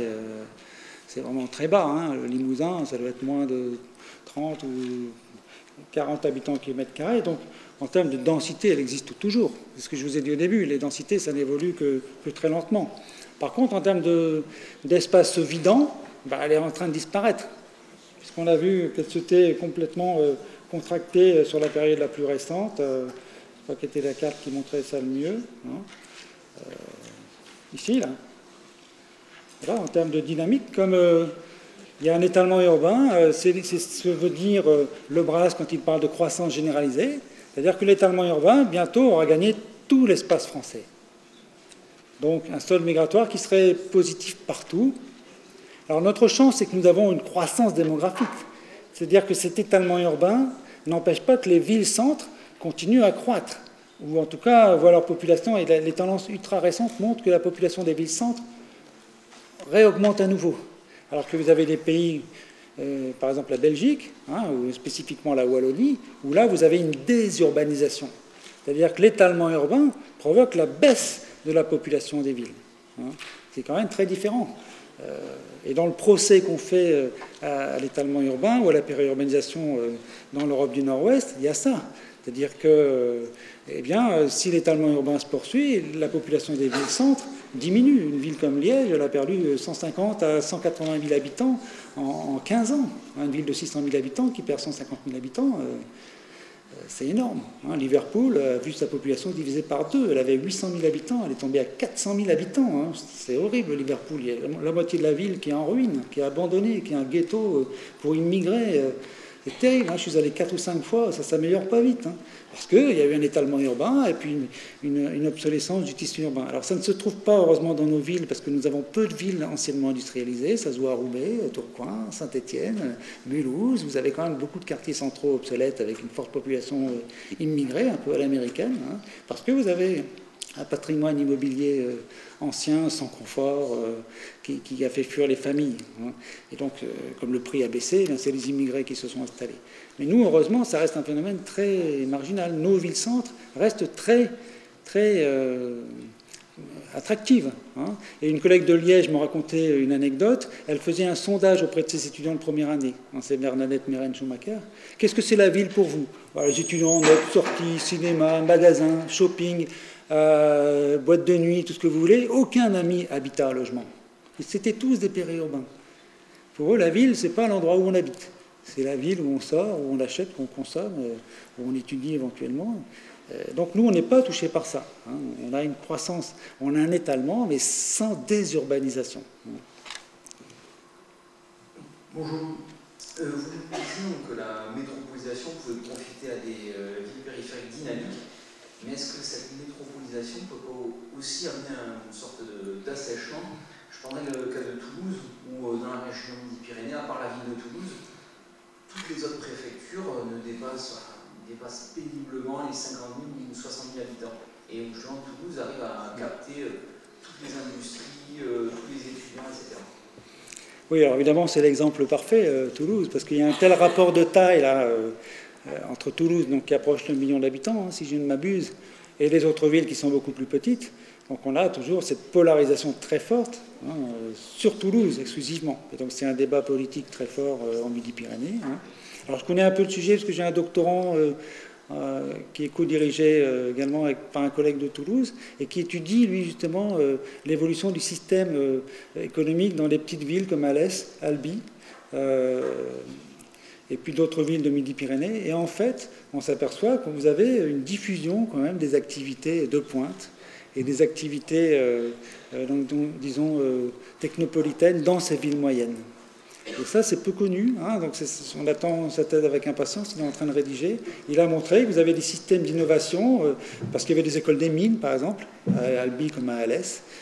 Donc vous avez un tissu économique qui est performant et qui profite évidemment de la proximité de Toulouse. Donc il y a bien un effet de diffusion, me semble-t-il. Alors peut-être que sur le plan démographique, c'est pas très spectaculaire, il faudrait voir, parce que ça concerne peu de monde en termes d'emploi. Mais en termes de structure d'activité, il y a bien une évolution qui profite du voisinage de Toulouse.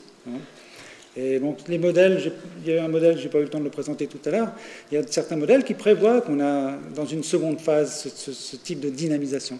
Donc la métropole, elle a besoin de surface, elle a besoin d'actifs, elle a besoin de zones d'entreprise, elle a besoin de partenaires industriels, elle a besoin de sous-traitants. Et donc souvent, il y a un effet de débordement, comme on dit en économie, sur le voisinage. Et donc apparemment, en Midi-Pyrénées, au moins dans certaines villes de Midi-Pyrénées qui avaient déjà un petit potentiel industriel et de qualification, ça se produirait. Mais évidemment, à Gaillac, c'est purement résidentiel. Il ne va pas y avoir d'activité beaucoup de pointe dans une petite ville comme Gaillac. Et dans le sud de la région de Midi-Pyrénées, c'est peut-être un peu loin. Mais en tout cas, dans le cas de Toulouse, Peut-être pas partout, mais on ne peut pas dire que ce soit Toulouse et le désert toulousain. Il y a eu des scénarios prospectifs faits par le Conseil régional du Midi-Pyrénées. L'un des scénarios, c'était ça, hein, Toulouse et le désert midi-pyrénéen. Et en fait, ce n'est pas ce scénario-là qui s'est réalisé.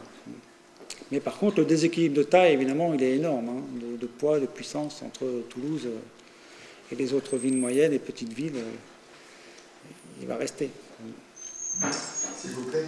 Oui. Vous évoquiez il y a quelques instants le fait qu'il y a un retour vers les villes-centres. Est-ce qu'on a des explications, des débuts d'explications à ce mouvement inverse, à ce qui a été tout de même assez long, à ce qui a duré assez longtemps, justement, de populations qui allaient vers les zones rurales? C'est en partie lié au cycle de vie, hein, puisque vous avez des populations qui sont parties en périurbain, par exemple, et qui vieillissent. Bon, alors elles souhaitent se rapprocher du médecin, se rapprocher de l'hôpital, se rapprocher de la ville, en fait. Entretenir le jardin, c'est fatigant. Bon, les enfants sont partis, la maison est trop grande. Donc vous avez un retour en appartement qui est lié à ce phénomène de vieillissement que nous connaissons tous en Europe, même un peu moins en France, mais quand même, la France vieillit malgré tout. Hein. Donc il y a ça, et puis il y a aussi, toujours en lien avec le cycle de vie, ben voilà, la divorcialité. Il y a un couple sur deux qui divorce. Beaucoup de familles monoparentales. C'est plus confortable, plus simple pour une famille monoparentale pour ne pas faire le taxi toute la journée et d'habiter en ville, au moins en banlieue. Peut-être pas en centre-ville parce que c'est trop cher, quand les revenus diminuent après le divorce. Mais donc il y a ce phénomène-là qui joue. Hein. Et puis il y a aussi ce qu'on appelle la gentrification, c'est-à-dire que pour maintenir donc, la population en ville, parce que si la population des villes-centres diminue, c'est par décohabitation. Moi, j'habite dans ma commune de banlieue. Il y avait en 1968 plus de 4 personnes par logement. Maintenant, il y en a 1,6, parce que les enfants sont partis. Moi, je suis arrivé dans ma commune de banlieue il y a 15 ans. Les enfants, ils étaient encore là chez les voisins qui ont à peu près une quinzaine d'années plus que moi. Ils sont tous partis maintenant. On est quasiment les seuls à avoir des enfants à la maison. Puis il y a un nouveau couple qui s'est installé avec des jeunes enfants, bon, une sorte de cycle qui change. Donc la décohabitation fait diminuer la population des villes-centres. Donc les villes-centres s'efforcent de construire des nouveaux programmes de logement. Il faut toujours plus de logements en ville pour maintenir, ne serait-ce que maintenir la population. Et qu'est-ce qu'on construit? On construit des appartements T3, T4 qui ciblent beaucoup les familles monoparentales. Parce qu'il faut 2 chambres, 3 chambres, puis quand la famille se réunit le week-end, une chambre de plus. Donc c'est la cible des programmes immobiliers. Donc cet éclatement des structures familiales est un facteur de retour, plus le vieillissement, comme je vous l'ai dit. Et donc c'est intéressant de voir des pays plus avancés que nous, en termes économiques, plus riches. Et la Suisse, on voit que ça se produit en Suisse, on voit que ça se produit aux Pays-Bas aussi. Donc on pense que ça va se produire également chez nous. Et d'ailleurs, je vous dis, la population des villes-centres se remet à augmenter. Hein, qui est dû aussi aux politiques de renouvellement urbain, puisqu'on refait la ville sur la ville, donc on retraite les friches industrielles, on fait la chasse aux friches urbaines, aux trous dans l'espace urbain pour construire des petits programmes immobiliers qui ciblent ces clientèles.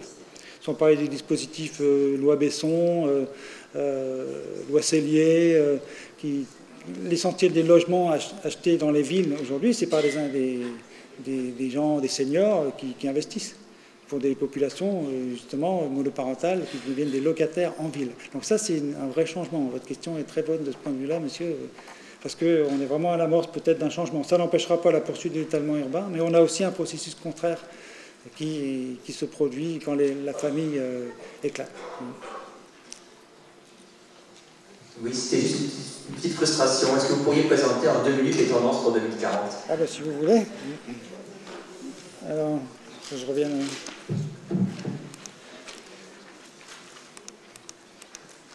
Il n'y a pas de grand changement, vous allez voir. Hein, parce que si le système ne change pas.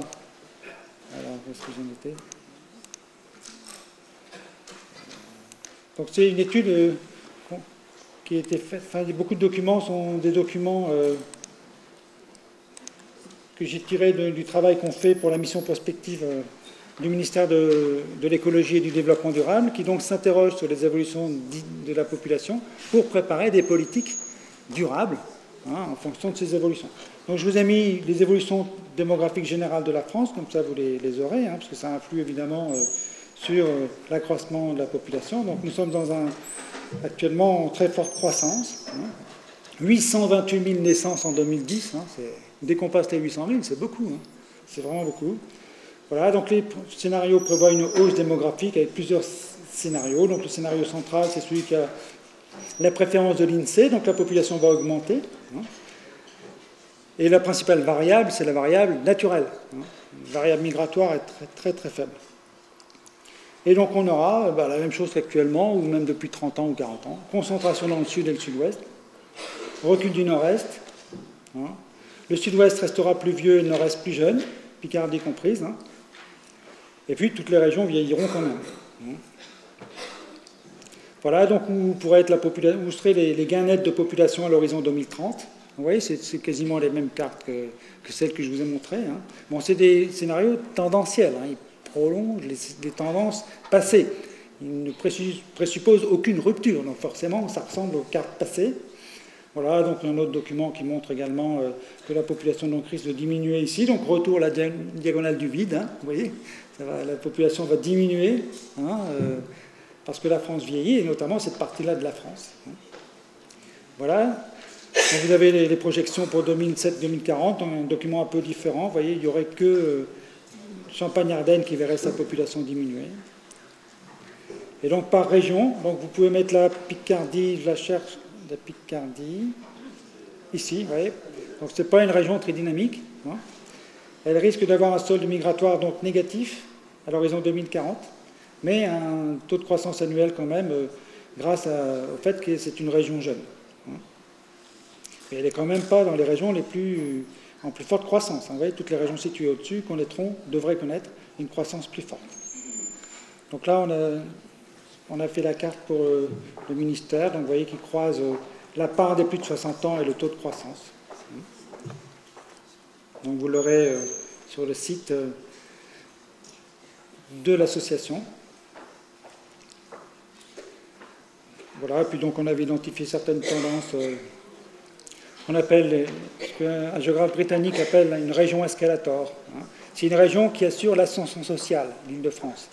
On y va pour se former, bien, 2e, 3e cycle, école d'ingénieur, on se fait des références professionnelles et après on s'en va dès qu'on a une famille. Donc région escalator du point de vue de l'ascension sociale.